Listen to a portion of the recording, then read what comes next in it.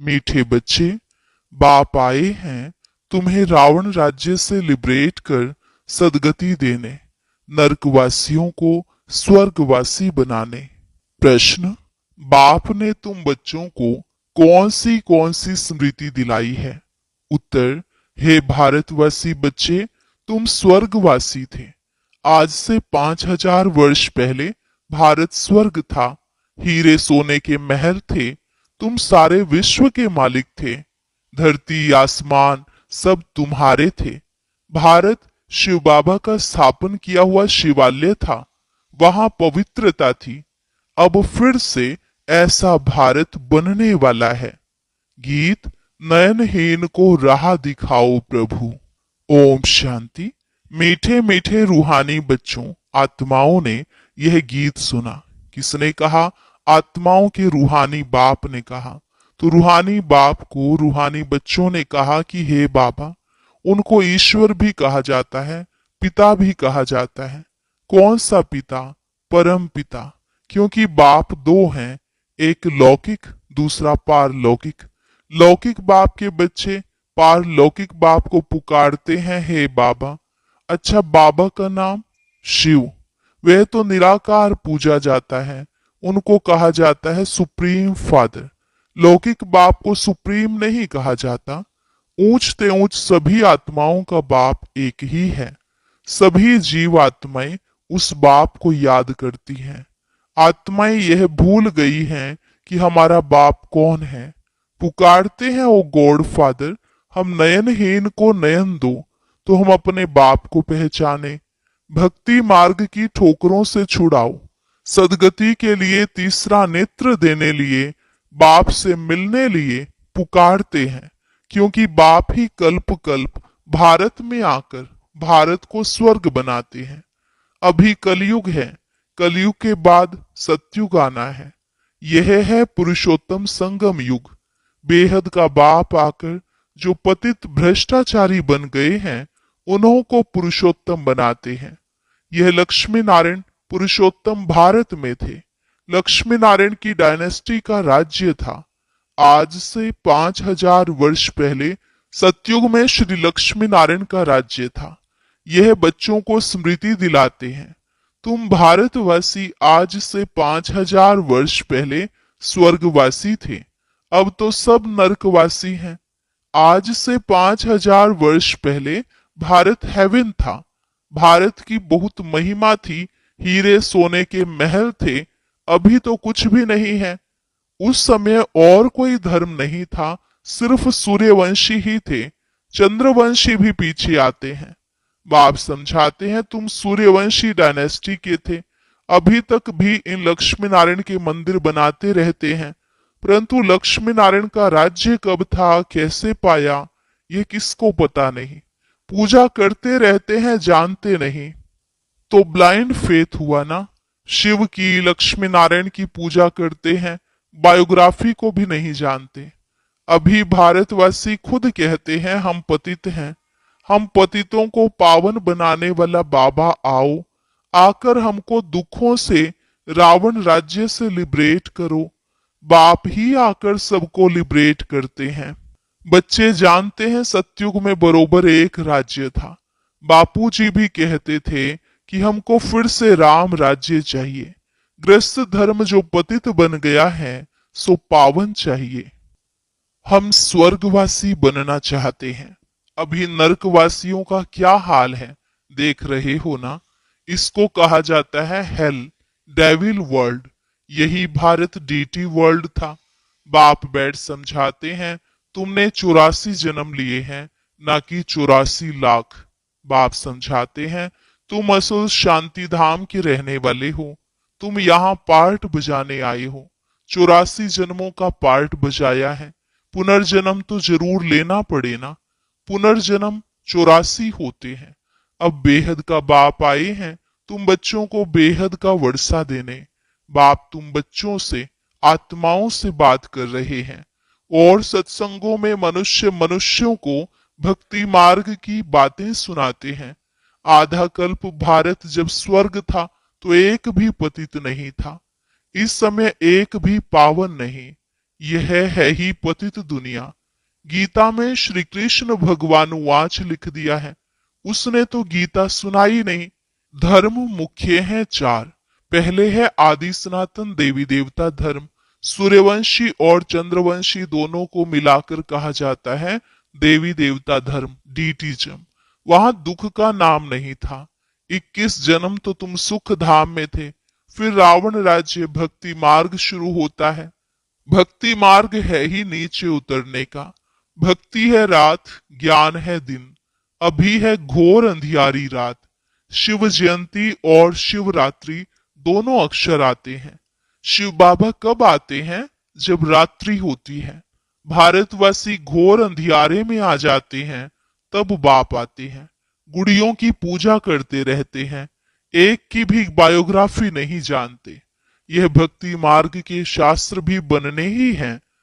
यह ड्रामा सृष्टि चक्र को भी समझना है। शास्त्रों में यह नॉलेज नहीं है, वह है भक्ति का ज्ञान, फिलॉसफी। वह कोई सदगति मार्ग का ज्ञान नहीं। बाप कहते हैं, मैं आकर तुमको ब्रह्मा द्वारा यथार्थ ज्ञान सुनाता हूं। पुकारते भी हैं, हमको सुख धाम, शांति धाम का रास्ता बताओ। बाप कहते हैं, आज से 5000 वर्ष पहले सुख धाम था, जिसमें तुम सारे विश्व पर राज्य करते थे। सूर्यवंशी डायनेस्टी का राज्य था। बाकी सब आत्माएं शांति धाम में थी। वहां 9 लाख गाए जाते हैं। तुम बच्चों को आज से 5000 वर्ष पहले बहुत साहूकार बनाया था, इतना धन दिया, फिर तुमने वह कहां गवाया? तुम कितने साहूकार थे। भारत कौन कहलावे? भारत ही सबसे ऊंच ते ऊंच खंड है। सभी का वास्तव में यह तीर्थ है, क्योंकि पतित पावन बाप का जन्म स्थान है। जो भी धर्म वाले हैं, सभी की बाप आकर सदगति करते हैं। अभी रावण का राज्य सारी सृष्टि में है, सिर्फ लंका में नहीं था। सभी में 5 विकार प्रवेश हैं। जब सूर्यवंशी राज्य था तो यह विकार ही नहीं थे। भारत वॉइसलेस था, अभी विशस है। सतयुग में दैवी संप्रदाय थी, वह फिर 84 जन्म भोग, अभी आसुरी संप्रदाय बने हैं, फिर दैवी संप्रदाय बनते हैं। भारत बहुत साहूकार था, अब गरीब बना है, इसलिए भीख मांग रहे हैं। बाप कहते हैं, तुम कितने साहूकार थे, तुम्हारे जैसा सुख किसको भी मिल नहीं सकता। तुम सारे विश्व के मालिक थे, धरती आसमान सब तुम्हारे थे। बाप स्मृति दिलाते हैं, भारत शिव बाबा का स्थापन किया हुआ शिवालय था, वहां पवित्रता थी। उस नई दुनिया में देवी देवताएं राज्य करते थे। भारतवासी तो यह भी नहीं जानते कि राधे कृष्ण का आपस में क्या संबंध है। दोनों अलग अलग राजधानी के थे, फिर स्वयंवर के बाद लक्ष्मी नारायण बने हैं। यह ज्ञान कोई मनुष्य में नहीं है, परमपिता परमात्मा ही ज्ञान का सागर है। वही तुम्हें यह रूहानी ज्ञान देते हैं। यह स्पिरिचुअल नॉलेज सिर्फ एक बाप ही दे सकते हैं। अब बाप कहते हैं, आत्म अभिमानी बनो, मुझ अपने परमपिता परमात्मा शिव को याद करो। याद से ही सतो प्रधान बनेंगे। तुम यहाँ आते ही हो मनुष्य से देवता बनने, अथवा पतित से पावन बनने। अभी यह है रावण राज्य। भक्ति मार्ग में रावण राज्य शुरू होता है। रावण ने कोई एक सीता को नहीं चुराया है। तुम सब भक्ति करने वाले रावण के चंबे में हो। सारी सृष्टि 5 विकारों रूपी रावण की कैद में है। सभी शोक वाटिका में दुखी हैं। बाप आकर सबको लिबरेट करते हैं। अब बाप फिर से स्वर्ग बना रहे हैं। ऐसे नहीं कि अभी जिनको धन बहुत है वे स्वर्ग में हैं, नहीं, अभी है ही नरक। सभी पतित हैं, इसलिए गंगा में जाकर स्नान करते हैं। समझते हैं गंगा पतित पावनी है, परंतु पावन तो कोई बनते नहीं है। पतित पावन तो बाप को ही कहा जाता है, ना कि नदियों को। यह सब है भक्ति मार्ग।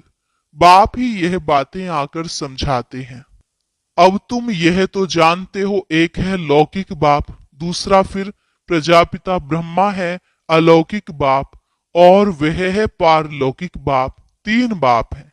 शिव बाबा प्रजापिता ब्रह्मा द्वारा ब्राह्मण धर्म स्थापन करते हैं। ब्राह्मणों को देवता बनाने के लिए राजयोग सिखलाते हैं। एक ही बार बाप आकर आत्माओं को राजयोग सिखलाते हैं। आत्माएं पुनर्जन्म लेती हैं। आत्मा ही कहती है मैं एक शरीर छोड़ दूसरा लेती हूँ। बाप कहते हैं अपने को आत्मा समझ, मुझ बाप को याद करो तो तुम पावन बनेंगे। कोई भी देहधारी को याद नहीं करो। अभी यह है मृत्यु लोक का अंत। अमर लोक की स्थापना हो रही है। बाकी सब अनेक धर्म खलास हो जाएंगे। सतयुग में एक ही देवता धर्म था। फिर त्रेता में चंद्रवंशी राम सीता। तुम बच्चों को सारे चक्र की याद दिलाते हैं। शांति धाम सुख धाम स्थापन करते ही हैं बाप। मनुष्य मनुष्य को सदगति दे नहीं सकते। वह सब हैं भक्ति मार्ग के गुरु। भक्ति मार्ग में मनुष्य अनेक प्रकार के चित्र बनाए पूजा कर फिर जाकर कहते हैं डूब जा डूब जा। बहुत पूजा करते खिलाते पिलाते, अब खाते तो ब्राह्मण लोग हैं। इसको कहा जाता है गुड़ियों की पूजा। कितनी अंधश्रद्धा है। अब उन्हों को कौन समझाए। बाप कहते हैं अभी तुम हो ईश्वरीय संतान। तुम अभी बाप से राजयोग सीख रहे हो। यह राजधानी स्थापन हो रही है। प्रजा तो बहुत बननी है। कोर्टों में कोई राजा बनते हैं। सतयुग को कहा जाता है फूलों का बगीचा। अभी है कांटों का जंगल। अभी रावण राज्य बदल रहा है। यह विनाश होना ही है। यह नॉलेज अभी सिर्फ तुम ब्राह्मणों को मिलती है। लक्ष्मी नारायण को भी यह ज्ञान नहीं रहता। यह ज्ञान प्राय लोप हो जाता है। भक्ति मार्ग में भी कोई बाप को नहीं जानते। बाप ही रचता है। ब्रह्मा विष्णु शंकर भी रचना है। परमात्मा सर्वव्यापी कहने से सब बाप हो जाते। वर्षे का हक नहीं रहता। बाप तो आकर सभी बच्चों को वर्षा देते हैं। सर्व का सदगति दाता एक ही बाप है। यह भी समझाया है 84 जन्म वह लेते हैं जो पहले पहले सतयुग में आते हैं। क्रिश्चियन लोग के जन्म कितने होंगे करके 40 जन्म होंगे। यह हिसाब निकाला जाता है। एक भगवान को ढूंढने के लिए कितने धक्के खाते हैं। अभी तुम धक्के नहीं खाएंगे। तुमको सिर्फ एक बाप को याद करना है। यह है याद की यात्रा। यह है पतित पावन गॉड फादरली यूनिवर्सिटी। तुम्हारी आत्मा पढ़ती है। साधु संत फिर कह देते हैं आत्मा निर्लेप है। अरे आत्मा को ही कर्मों अनुसार दूसरा जन्म लेना पड़ता है। आत्मा ही अच्छा व बुरा काम करती है। इस समय तुम्हारा कर्म विकर्म होता है। सतयुग में कर्म अकर्म होते हैं। वहां विकर्म होता नहीं। वह है पुण्य आत्माओं की दुनिया। यह सब समझने और समझाने की बातें हैं। अच्छा, मीठे मीठे सिकिलधे नंबरवार पुरुषार्थ अनुसार कांटे से फूल बनने वाले बच्चों प्रति मात पिता बाप दादा का याद प्यार और गुड मॉर्निंग। रूहानी बाप की रूहानी बच्चों को नमस्ते। रूहानी बच्चों की रूहानी बाप दादा को नमस्ते नमस्ते गुड मॉर्निंग। शुक्रिया बाबा शुक्रिया। धारणा के लिए मुख्य सार। पहली पॉइंट, कांटे से फूल बन, फूलों का बगीचा सतयुग स्थापन करने की सेवा करनी है। कोई भी बुरा कर्म नहीं करना है। दूसरी पॉइंट, रूहानी ज्ञान जो बाप से सुना है वही सबको सुनाना है। आत्म अभिमानी बनने की मेहनत करनी है। एक बाप को ही याद करना है, किसी देहधारी को नहीं। वरदान, निंदा स्तुति जय पराजय में समान स्थिति रखने वाले बाप समान संपन्न व संपूर्ण भव। निंदा स्तुति जय पराजय में समान स्थिति रखने वाले बाप समान संपन्न व संपूर्ण भव। जब आत्मा की संपूर्ण व संपन्न स्थिति बन जाती है तो निंदा स्तुति जय पराजय सुख दुख सभी में समानता रहती है। दुख में भी सूरत व मस्तक पर दुख की लहर के बजाय सुख व हर्ष की लहर दिखाई दे। निंदा सुनते भी अनुभव हो कि यह निंदा नहीं, संपूर्ण स्थिति को परिपक्व करने के लिए यह महिमा योग्य शब्द है।